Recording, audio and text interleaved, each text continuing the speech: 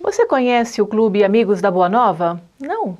Então saiba como participar ligando para 0800 12 18 38.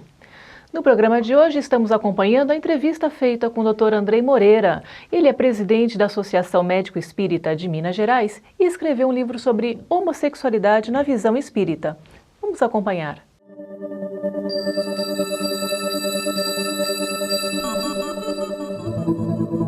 A família deve lidar com as questões da sexualidade de uma forma geral com muita abertura.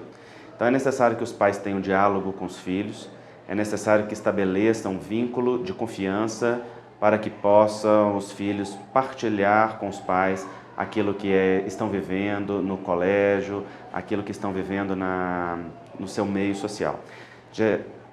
É muito raro nós observarmos um diálogo mais profundo e honesto entre pais. Isso deve ser desenvolvido, porque muitos pais não tiveram com seus pais esta abertura, sobretudo vindo de uma geração em que não se falava de sexualidade com mais abertura.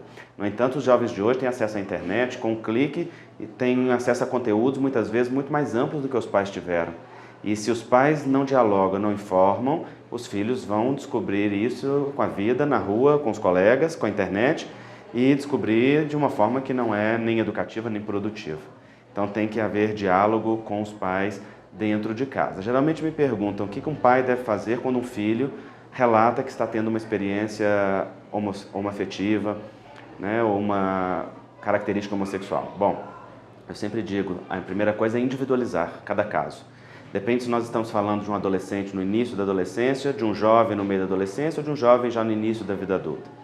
No início da adolescência, a psicologia nos fala que as brincadeiras entre pessoas do mesmo sexo não são necessariamente indícios de homoafetividade, são descobertas sexuais, porque o adolescente ele está muito retraído, tem muita vergonha de lidar com o sexo oposto, ainda que possa se atrair do sexo oposto, e nesta dificuldade de lidar com o outro sexo, tem as primeiras iniciações sexuais, muitas vezes, em brincadeira entre iguais. Isso é entendido pela psicologia como uma experimentação sexual e não necessariamente homoafetividade. Já um indivíduo que está no meio da adolescência, mais ou menos, e manifesta, é preciso entender o que esse adolescente está falando. É alguém que sempre sentiu uma atração homoafetiva. Passou, inclusive, por períodos de repressão e de inaceitação conflituosa consigo mesmo, que a grande maioria dos homossexuais passa. E agora está tendo coragem de compartilhar isso com os pais? Este é um caso. Ou se trata de um jovem que está tendo relações homossexuais porque os companheiros da escola também estão tendo, então é moderno e tem que fazer parte da turma, e para ser considerado parte da turma tem que ter. São situações completamente distintas. Uma é um indivíduo que tem a identidade homossexual, esta orientação homossexual bem definida, e está no processo de aceitar e expressá-la. Outro é um indivíduo que está vivendo das muitas atitudes de busca de aceitação por parte do grupo e da sociedade. Então, se o pai tem a possibilidade de individualizar, ele pode dar uma atenção diferenciada de acordo com o que a situação requer. Muitas vezes oferecendo auxílio psicológico adequado, acompanhamento até para os próprios pais que não entendem essas situações e não estão preparados, na sua grande maioria, para lidar com isso, e ajudando o indivíduo a se compreender, a se aceitar quando for um homossexual predominante ou exclusivo, ou a entender o papel de uma atitude de busca de identificação de grupo, muitas vezes transgressora, que pode ter repercussões para a vida do indivíduo. Se já está em final de adolescência e início de vida adulta, geralmente é um indivíduo que já está mais definido na sua sexualidade, né, e os pais vão precisar dar a orientação instrutiva, conforme Emmanuel esclarece no capítulo 21 do livro Vida e Sexo. Então, logo o homossexual se defina como homossexual, deve-se lhe dar a instrução e a orientação educativa, assim como se dá à maioria heterossexual.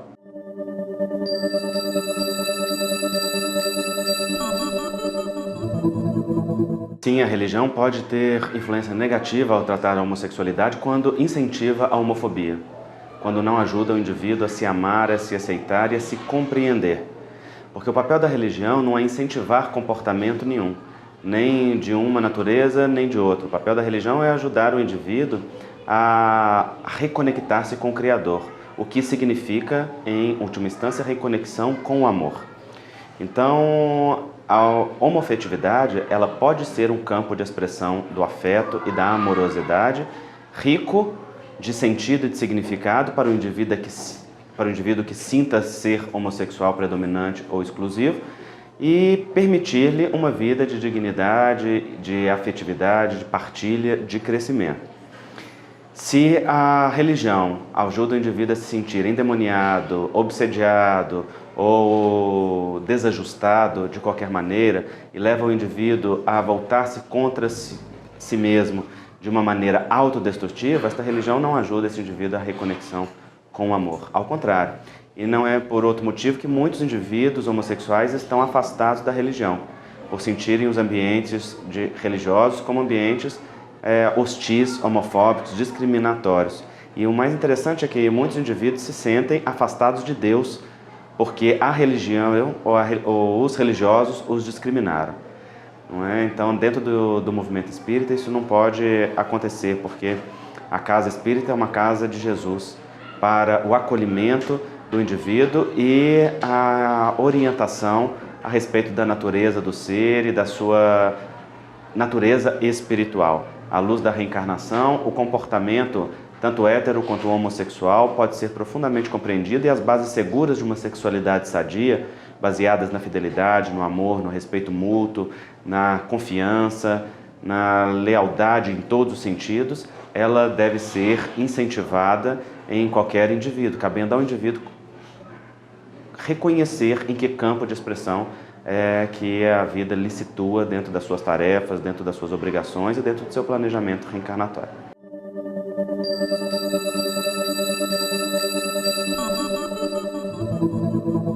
A comunidade espírita está preparada para acolher o homossexual, embora exista ainda muitas manifestações de discriminação.